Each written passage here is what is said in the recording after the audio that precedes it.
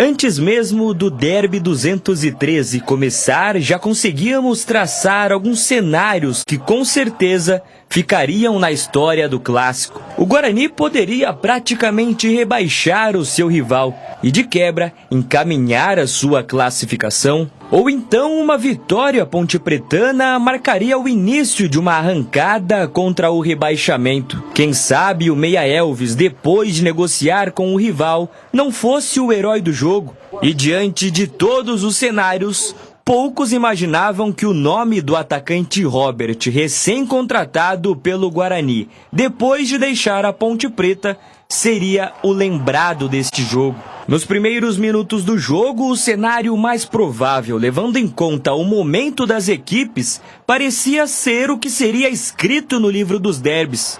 O Guarani pressionava e criava uma chance atrás da outra. O gol amadurecia cada vez mais. A Ponte Preta pouco ficava com a bola, mas também assustou com Diego Tavares. Ela passou ventando, acertou a rede pelo lado de fora. Até que depois de mais uma chance do Guarani, Diogo Silva lançou Tavares com velocidade. A defesa do Guarani bobeou. Diego saiu cara a cara com Kaique França, que foi enganado pelo kick da bola e teve que matar o ataque. Cartão vermelho para o goleiro alviverde. Kaique França vacilou e vai ser expulso. Cometeu falta. A falta fora da área veio nas pernas de Diego Tavares. Cartão vermelho. Todas as trocas que eu fiz hoje foi com muita convicção daquilo que eu visualizo, daquilo que eu imagino, daquilo que eu analiso. E eu sei que eu dependo do resultado. Se o resultado não vem hoje, eu ia ser criticado, com certeza absoluta. Se o empate, talvez eu poderia ter sido criticado. Com um jogador a mais, o técnico Marcelo Fernandes decidiu colocar Elvis na partida. A partir do momento que foi expulso o Kaique e o treinador deles tirou o volante, eu não tinha mais por que ficar com 3 volantes dentro do campo. Eu coloquei o Elvis, deixei as beiradas bem abertas, junto com o Cristiano, para tentar a equipe ir mais para frente. E foi com um belo passe do ex para o atual camisa 10 que a Ponte Preta quase abriu o placar.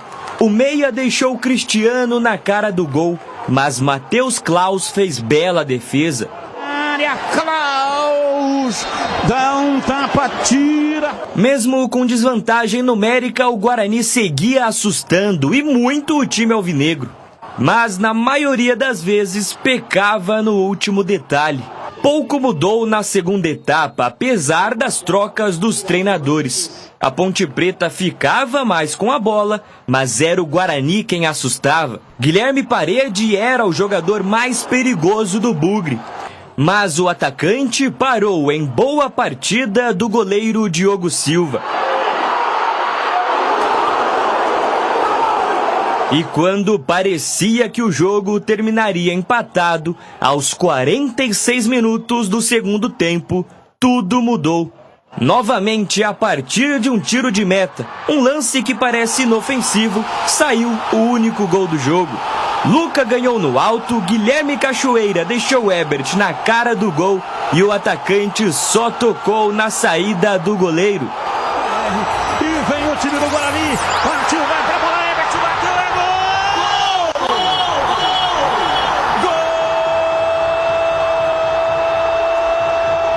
Gol! Com um jogador a menos, Guarani 1-0. Chega pra Ebert, Diogo Silva saiu, ele bateu por baixo do corpo do goleiro, pé direito, bateu, a bola bateu no fundo do gol e fez. Se a gente pegar o lance que originou a nossa vitória, inicia com o Klaus, que foi um menino que entrou no decorrer da partida. O Luca ganha a primeira bola, o Cachoeira fica com a segunda bola e acha um passe de infiltração e o Ebert faz o gol. Então é o gol do processo coletivo de equipe. Mérito a todos que participaram disso. Com esse gol, o atacante Ebert entra para a história do derby campineiro. Se já temos o derby do Rirena, do Medina e de tantos outros, o derby 213 será eternizado como o derby do atacante Ebert. Com a vitória histórica sobre o seu rival, o Guarani subiu para a 4ª posição na tabela do Paulistão.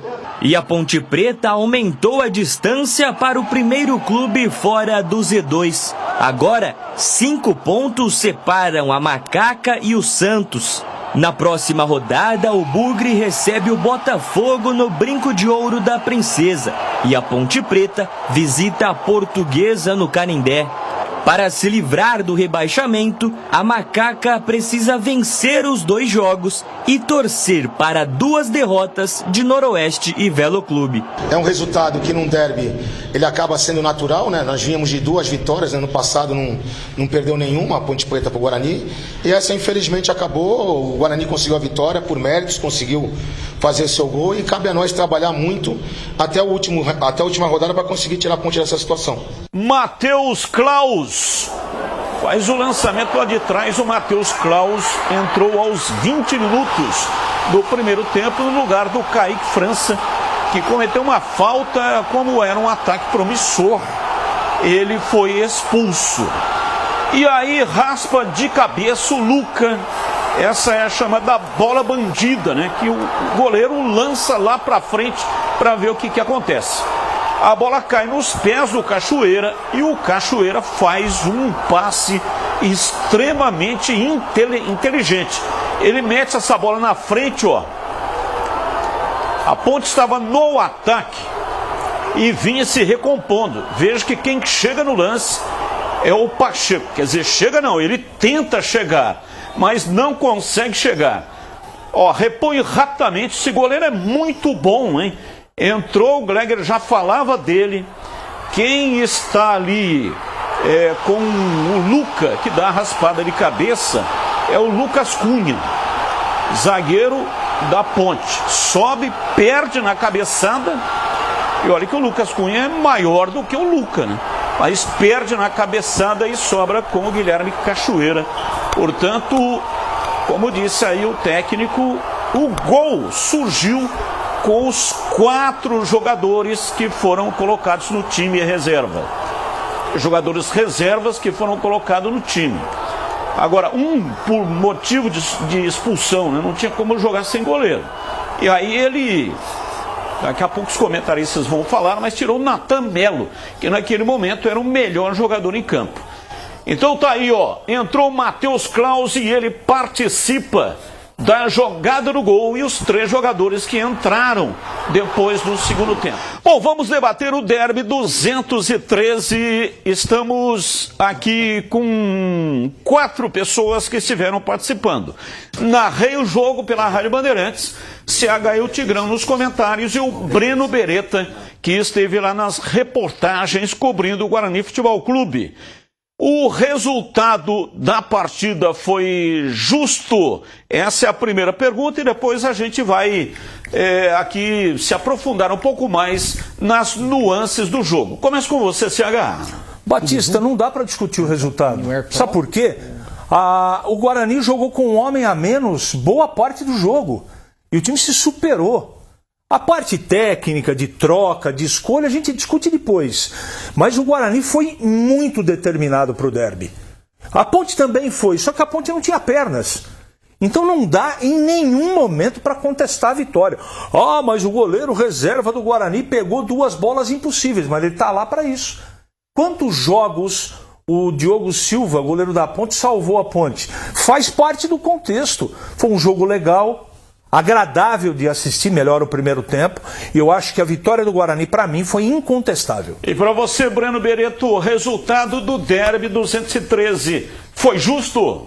Foi justo, Batista, e o resultado ficou mais equilibrado também, porque a gente viu nos 20 primeiros minutos o Guarani melhor do que a Ponte, mais organizado, e a expulsão do Kaique França, que para mim não foi expulsão por culpa do Kaique França, e sim por culpa da defesa. A única falha que teve a defesa do Guarani, ele trocou a expulsão pelo gol e acabou dando certo no resultado final.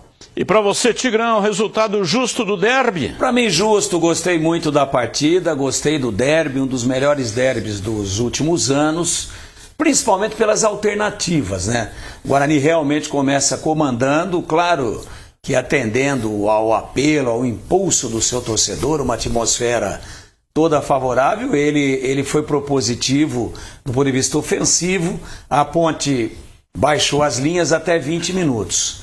Quando o Kaique França é justamente expulso, houve uma falha da zaga mal posicionada e uma falha do Kaique, que vacilou, perdeu o time para sair, e quando sai, chega atrasado, é obrigado a acertar, né, o Diego Tavares. Muito bem.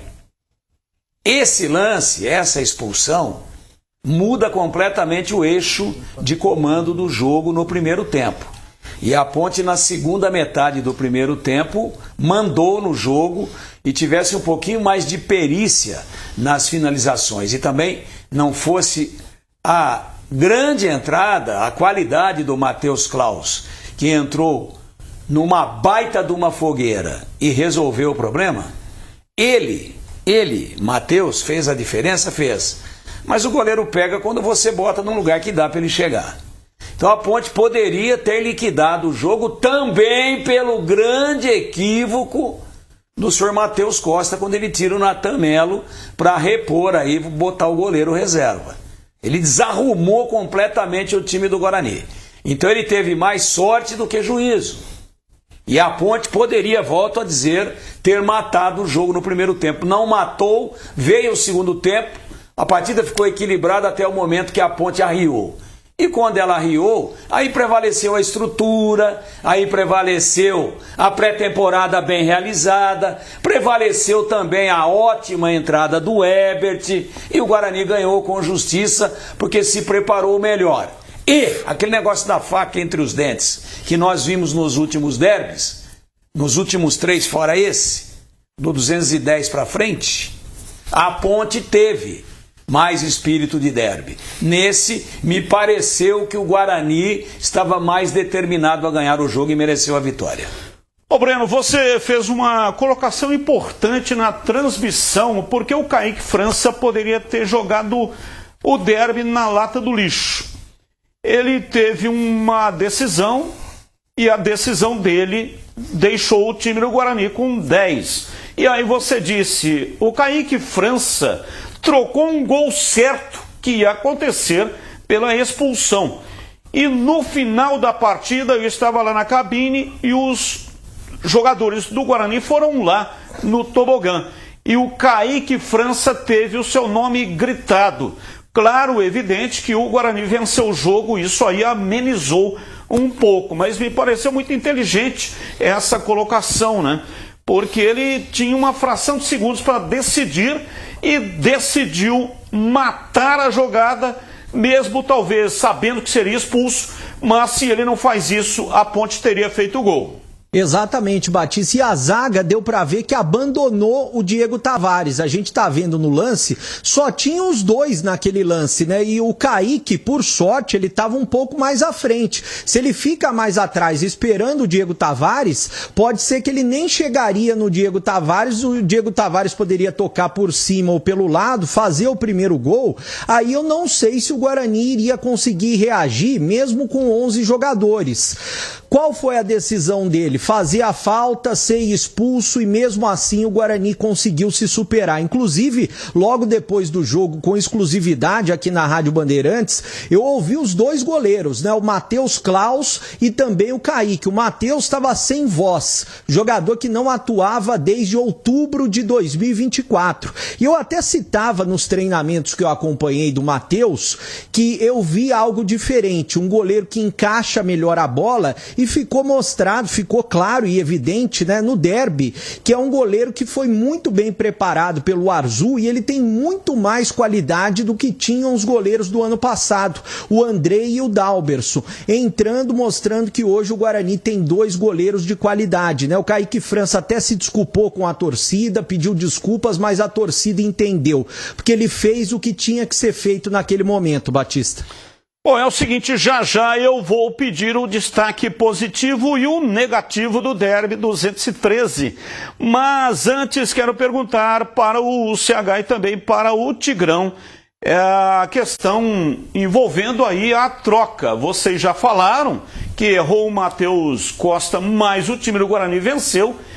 E o técnico Marcelo Fernandes. Assim que o time do Guarani ficou com 10, ele tirou o Gustavo Teles e colocou o Elvis, que ficou aí 2, 3 semanas, né, inativo. E quando entrou em campo, deu para perceber nitidamente que ele não tinha condições físicas. O técnico Marcelo Fernandes errou? Não. Ele tirou um volante e colocou um cara que pode decidir numa bola parada. Ele tinha um homem a mais. Ele foi automático, rápido, assertivo. Só que ele não contava com a morte física do time dele no segundo tempo. Isso não tira o mérito da vitória do Guarani. Foi o que aconteceu no jogo. Diferente do seu Matheus Costa, que manteve o Maranhão e ninguém entende porque esse rapaz joga, nada contra o Maranhão, mas ele está fora de forma. Por que ele tirou o Natan do jogo? Por que ele tirou na expulsão? Quer dizer, ao invés de tirar e mexer nos atacantes, e tem atacante nitidamente que para o Matheus Costa é imexível, o que fez o Parede no jogo? O que fez o seu Maranhão no jogo? Então o futebol apresenta isso. Nem sempre tudo que você faz direitinho funciona.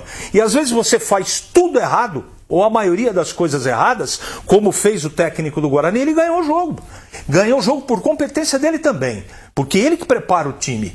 Agora, quem em sã consciência, Tigrão, ia acreditar que ia entrar o Cachoeira e dar assistência para o gol da vitória? Futebol é desse jeito. Agora, o Tigrão, sabendo, né, que o time da Ponte tem dificuldades, mostrou isso até agora com relação à parte física. Não seria melhor deixar o Elvis para o segundo tempo, talvez mudando no intervalo ou então a 12, 13 minutos do segundo tempo? Não seria melhor? Não acho. Não acho, porque não adiantava poupar o Elvis para ele ficar menos tempo em campo, se desgastar menos, e colocar o Elvis quando o time inteiro já estivesse se arrastando. Então ele pegou um momento em que o time ainda estava correndo. Sim. O time ainda estava correndo e poderia, inclusive, repor uma possível falta de energia física do Elvis. Se ele bota a 20 do segundo tempo, foi a hora que todo mundo parou. Tanto é que a Ponte, com um jogador a mais, ficou tocando a bola. A Ponte não foi mais. Quantas defesas fez o Matheus Claus no segundo tempo? Nenhuma. A Ponte não conseguiu empreender aquela pressão da segunda metade, depois da expulsão. Segundo do Kaique, a segunda metade do primeiro tempo.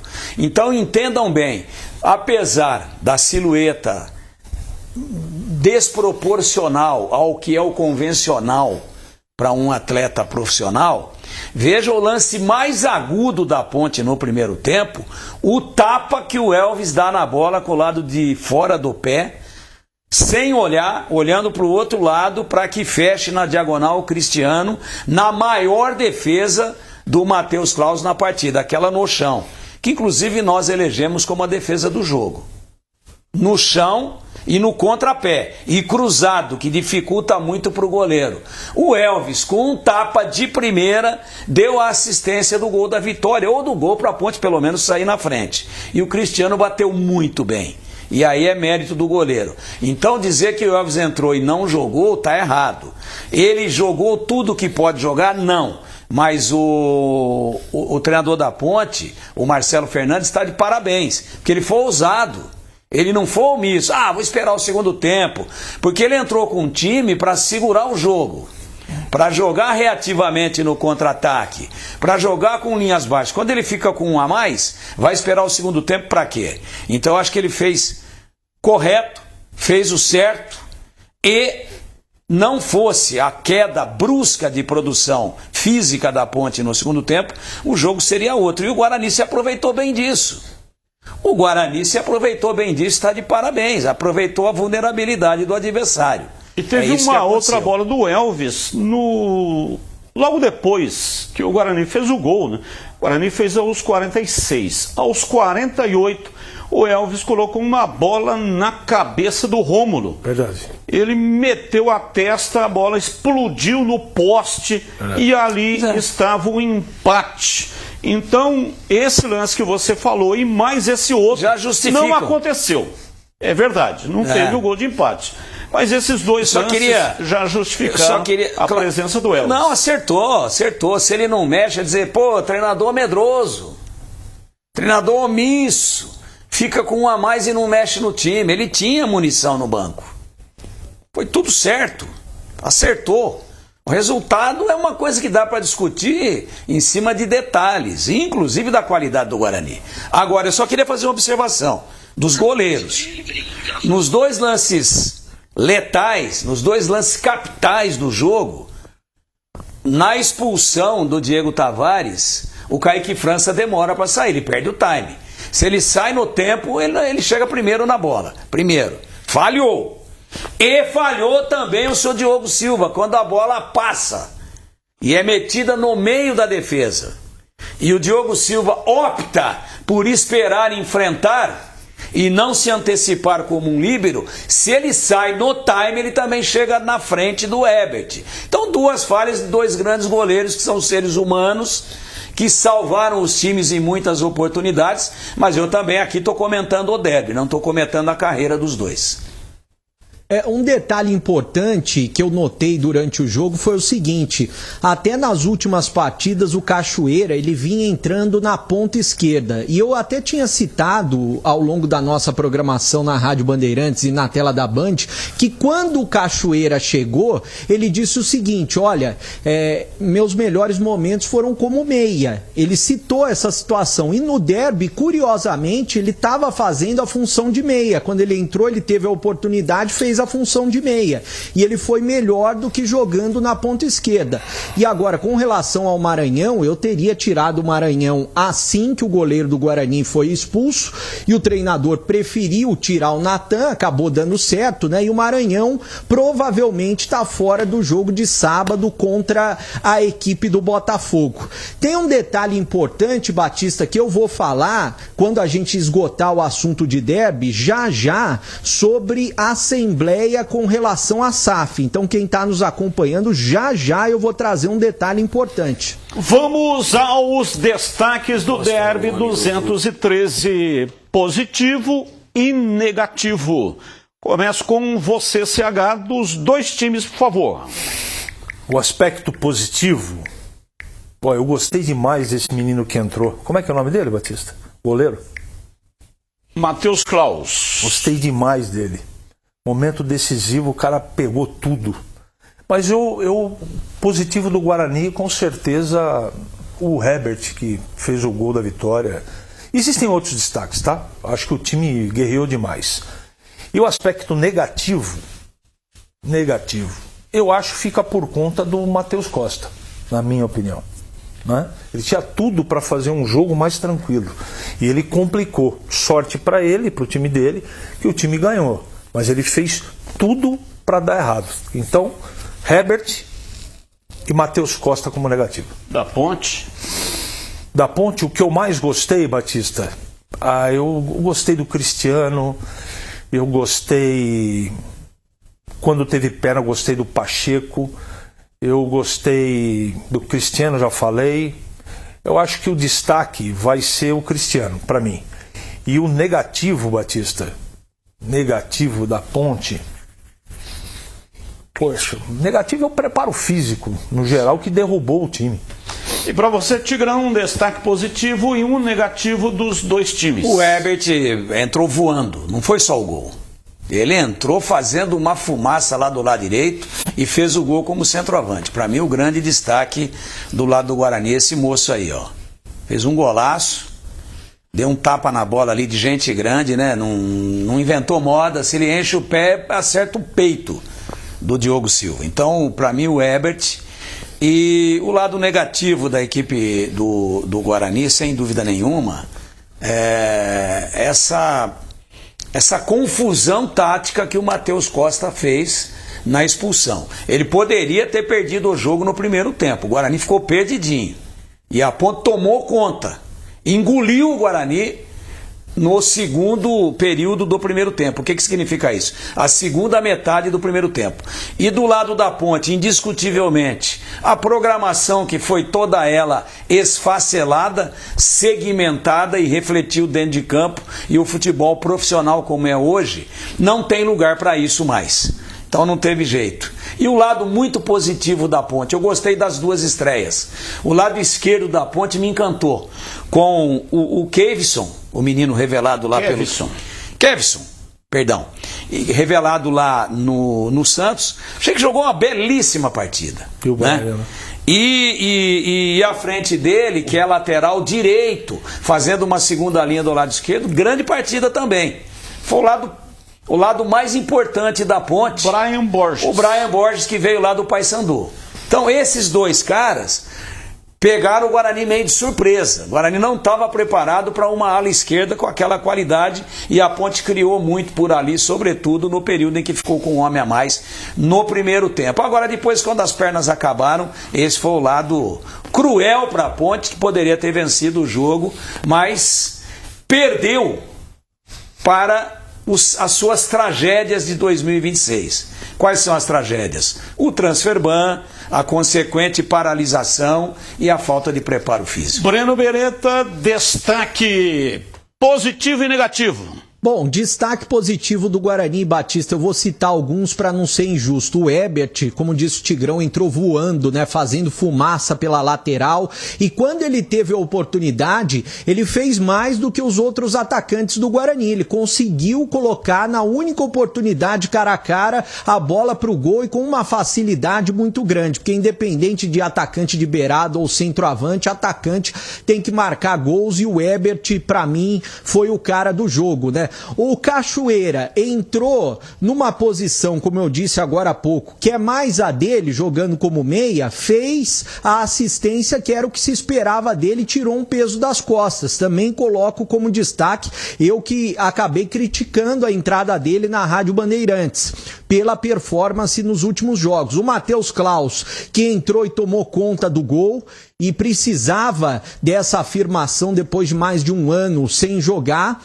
E é claro, né, a gente não pode deixar de destacar o William Farias. Eu acho que o William Farias, ele não foi bem nos primeiros jogos do Guarani, mas depois até da expulsão do Kaique França, ele dominou ali a cabeça de área. Eu acho que ele foi um jogador importantíssimo para a defesa do Guarani. Então eu vou destacar também o William Farias. Agora, do lado negativo, para mim, o Maranhão, né? É um cara que veio para resolver, é um cara que veio para fazer gols e não consegue se firmar no ataque. Ele que só saiu porque estava machucado. O Matheus Costa, até falei com ele na entrevista coletiva, eu falei, se o Guarani não tivesse vencido o jogo, a gente estaria falando das suas substituições aqui. Mas eu acho que, por mais que ele tenha errado nas substituições, ele como pessoa e como um cara que está trabalhando no Guarani, olha que eu já critiquei muito, já pedi a saída dele aqui na TV e na Rádio Bandeirantes. Ele merecia essa vitória pelo tanto que ele lutou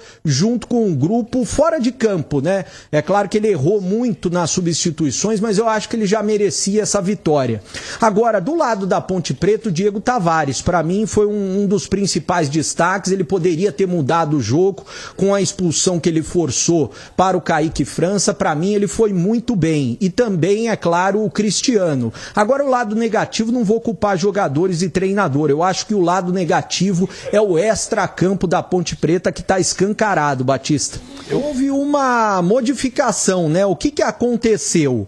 O Guarani esclarece que o cancelamento, haveria uma assembleia com o Conselho Deliberativo, né? Uma reunião com o Conselho amanhã e uma assembleia com os sócios, a primeira no dia 5. Mas as datas serão remarcadas por quê? Solicitação do investidor que deseja mais tempo para adequar juridicamente sua proposta aos termos do Estatuto Social do Guarani. Ou seja, as datas de assembleias e também reuniões com conselheiros e sócios serão remarcadas, mas acontecerão provavelmente já em fevereiro, para, é claro, o Guarani dar andamento na SAF, que deverá ser do Roberto Graziano. Batista.